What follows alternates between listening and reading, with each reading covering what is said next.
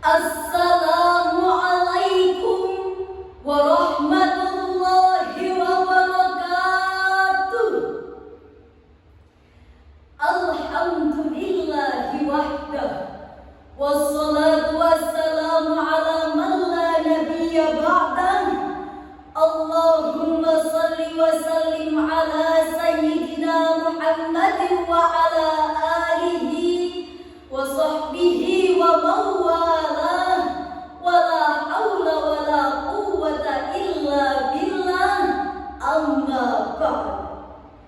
Dewan Hakim yang arif dan bijaksana, serta hadirin yang berbahagia, teknologi yang semakin canggih membawa dampak luas di semua belahan bumi, tak terkecuali Indonesia.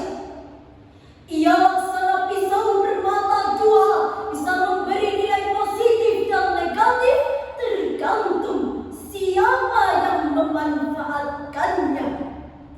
Teknologi informasi misalnya bisa menjadi media pembentukan karakter terpuji atau al-akhlakul karimah, dan bisa menjadi media dekadensi moral atau al-akhlakul madmumah, khususnya bagi generasi milenial.